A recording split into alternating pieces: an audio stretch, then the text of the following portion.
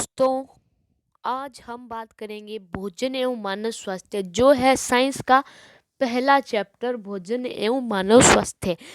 भोजन एवं मानव स्वास्थ्य को इंग्लिश में बोलते हैं food and human health. Food का मतलब दोस्तों भोजन होता है। फूड का मतलब होता है भोजन एंड ह्यूमन का अर्थ होता है मानव। और हेल्थ हेल्थ का मतलब होता है स्वास्थ्य। मानव स्वास्थ्य क्या होता है? मानव स्वास्थ्य। हेल्थ का मतलब हो गया स्वास्थ्य और ह्यूमन का मतलब मानव और फूड का मतलब हो गया भोजन। ये हमारे पहले चैप्टर में आता है भोजन एवं मानव स्वास्थ्य। तो हमें पहले चैप्टर में पढ़ना होगा भोजन एवं मानव स्वास्थ्य। तो दोस्तों आगे हम इस चैप्टर में सबसे पहले आता है कि हमारे शरीर को किन किन चीज़ों की आवश्यकता होती है, किन किन पोषक तत्वों की आवश्यकता होती है। तो दोस्तों हमारे शरीर को कई प्रकार के पोषक तत्वों की आवश्यकता होती है। हमारे शरीर को कई प्रकार के पोषक तत्वों की आवश्यकता होती है, जैसे कार्बोहाइड्रेट, वसा, प्रोटीन, खनिज लवण आदि। ये जो है हमारे शरीर में, ये पोषक तत्व हमारे शरीर में और भी हैं, लेकिन ये पोषक तत्व है, मैंने पूरे नाम नहीं बताए हैं। जैसे कार्बोहाइड्रेट होता है, प्रोटीन होता है, वसा होता है, खनिज लवण होता है, विटामिन होता है और जल भी होता है। ये सब चीज़ें हमारे शरीर में पर्याप्त मात्रा में उपलब्ध होनी जरूरी होती है, तभी हमारा शरीर संतुलित रहता है, स्वस्थ रहता है। तो ये जो मैंने बताई हैं, ये थोड़े इम्पोर्टेंट बताए हैं मैंने। तो ये जो कार्बोहाइड्रेट, वसा, प्रोटीन, खनिज आदि, खनिज लवण और लिख देते हैं हम खनिज लवण, ये जो है ये पोषक तत्व हमारे शरीर में रहने आवश्यक हैं। अगर ये पोषक तत्व हमारे शरीर में रहते हैं तो वो हमारे भोजन में, अगर हमारे शरीर भोजन के द्वारा हमारे शरीर के अंदर आते जाते रहते हैं और हमारे शरीर के अंदर रहते हैं, तो वो क्या होता है, हमारा शरीर स्वस्थ रहता है। और ये किससे आते हैं? बैलेंस फूड से, यानी संतुलित भोजन, बैलेंस फूड। ये हमारे पास संतुलित भोजन से ये आते हैं। तो बैलेंस फूड एक तो हो गया बैलेंस फूड। दोस्तों दूसरे नंबर पर आता है अनबैलेंस फूड। अनबैलेंस फूड ये दोस्तों होता है असंतुलित भोजन, जिसके अंदर ये पर्याप्त मात्रा में उपलब्ध नहीं होते हैं। कौन से? कार्बोहाइड्रेट, वसा, खनिज लवण, विटामिन, ये सब पर्याप्त मात्रा में उपलब्ध नहीं होते हैं। इसकी वजह से असंतुलित भोजन हो जाता है, वो अनबैलेंस फूड बोलते हैं, जिसे अनबैलेंस फूड। दोस्तों उसके बाद बात करते हैं हम कुपोषण। कुपोषण किसे कहते हैं? जब हमारे भोजन यानी हमारे फूड के अंदर कोई भी तत्व या कोई भी पोषक तत्व है, जैसे कि कार्बोहाइड्रेट, प्रोटीन, वसा इत्यादि की अगर लंबे समय से कमी चल रही है, दोस्तों लंबे समय से कमी चल रही है, तो उसे क्या कहेंगे? कुपोषण। उसे कुपोषण कहते हैं, हिंदी में बोलते हैं, उसका नाम है कुपोषण। उसका नाम है हिंदी में कुपोषण। तो फिर बात करते हैं कुपोषण के प्रकार। इसे मेनली न्यूट्रिशन कहते हैं और इसके भी प्रकार हैं। इसके प्रकार कौन कौन से हैं? विटामिन कुपोषण और प्रोटीन कुपोषण और खनिज कुपोषण।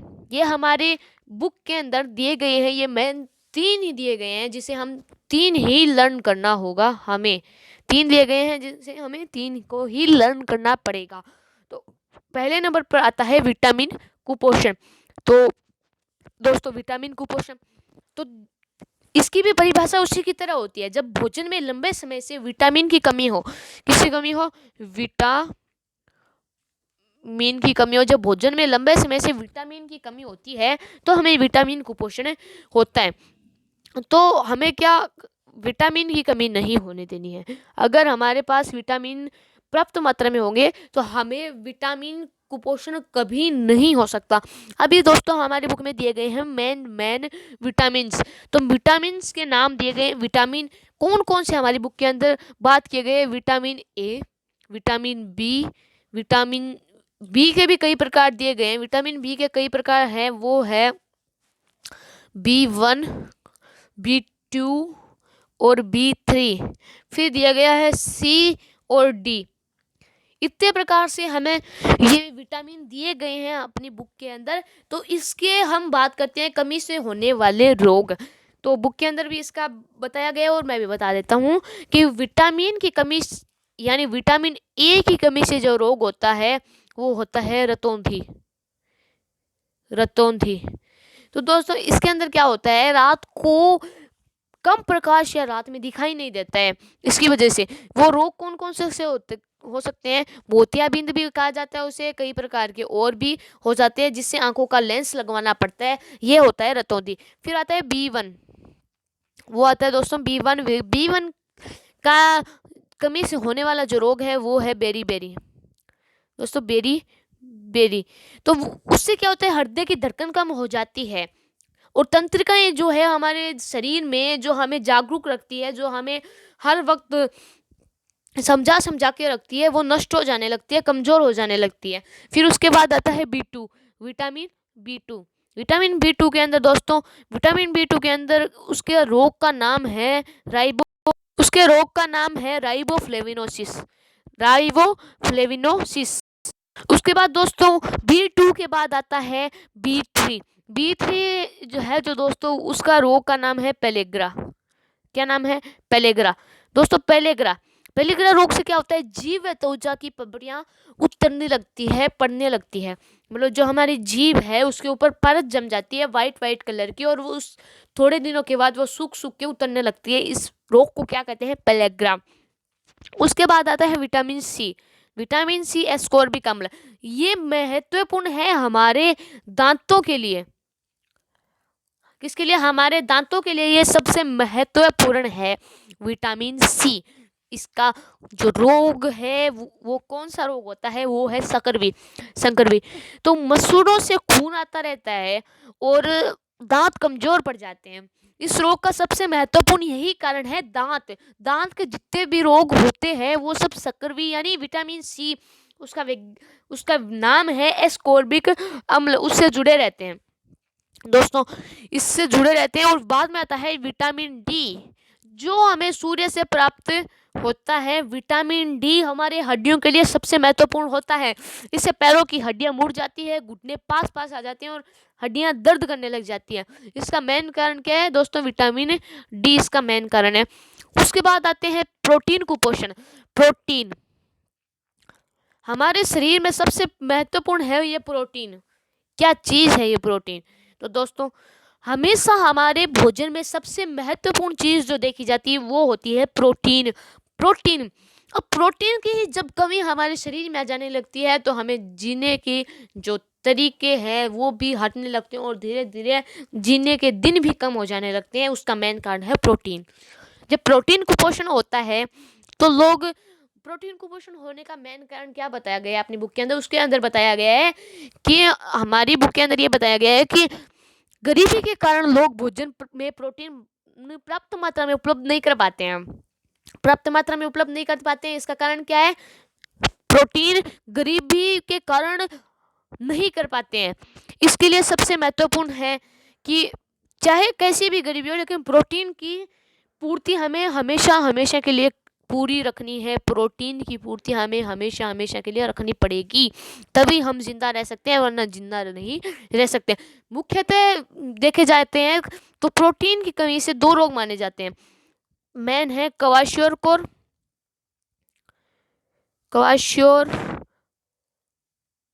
और मेरस्मस। ये 2 रोग है जो प्रोटीन की कमी से बताए जाते हैं। इनकी कमी से क्या होता है जी, क्वाशियोर से फूला, जो हमारा पेट है वो फूलने लगता है, शरीर में हवा जैसी भर जाती है। और इसका उल्टा होता है मेरस्मस। उसके अंदर क्या होता है, प्रोटीन की कमी से व्यक्ति दुबला पतला हो जाने लगता है और हड्डियां बाहर की तरफ निकलने लगती है, जिससे वो दिखाई देने लगती है। ये प्रोटीन कुपोषण हो गया। फिर आता है खनिज कुपोषण के भी कई प्रकार है, जैसे फर्स्ट, सेकंड, ऐसे कई प्रकार दिए गए हैं हमारी बुक के अंदर। जैसे खनिज में कौन कौन से आते हैं, हमारे शरीर के अंदर अगर लोहे तत्व की कमी हो जाती है तो एनीमिया रोग हो जाता है। ये भी खनिज है, एक प्रकार का लोहे क्या है, खनिज है।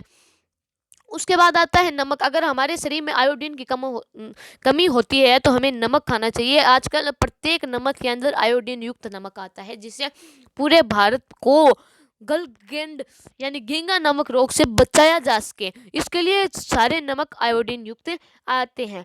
इसमें से मतलब खनिज कुपोषण कौन कौन से? सोडियम की कमी, पोटेशियम की कमी, कैल्शियम की कमी, फास्फोरस की कमी और लोहे तत्व की कमी, साथ साथ में आयोडीन की भी कमी। ये सब हमें सामान्यतः किस किस चीज़ से प्राप्त होता है? मुख्यतः हमें प्राप्त है कि ये लगभग हर चीज़ है, वो लगभग दूध, मांस और हरी सब्जियां, इन सब में तो ये सब मोस्टली लगभग सारे पाए जाते हैं। मांस अगर कोई व्यक्ति नॉन वेज ना हो तो क्या होता है कि हमें हरी सब्जियां तो हर वक्त मिलती है, वो हमारे लिए सबसे बेस्ट है हमारे शरीर को खनिज कुपोषण से बचाने के लिए। और लोहे तत्व, रही बात लोहे तत्व के लिए, हमें ज़्यादा से ज़्यादा सेव का प्रयोग करना चाहिए। सेव के अंदर लोहे तत्व अधिक मात्रा में पाया जाता है। इसका परीक्षण भी आप कर सकते हैं, जैसे कि जब आप जब आप किसी सेव को, ये मान लो सेव है, इसको आप अगर खुले वातावरण में आप रखते हो, कम से कम 5 मिनट लगते नहीं हैं, 2 मिनट या 3 मिनट के अंदर आप बाहर रखते हो तो उसके ऊपर लाल लाल परसी आ जाती है, लाल लाल हो जाता है। वो कारण क्या है? हवा के संपर्क में आते ही लोहे जंग पकड़ने लगता है, उसके अंदर लोहे तत्व पाया जाता है, जिससे वह धीरे धीरे लाल होता जाता है, अपना रूप दिखाता जाता है। यही मेन कारण है।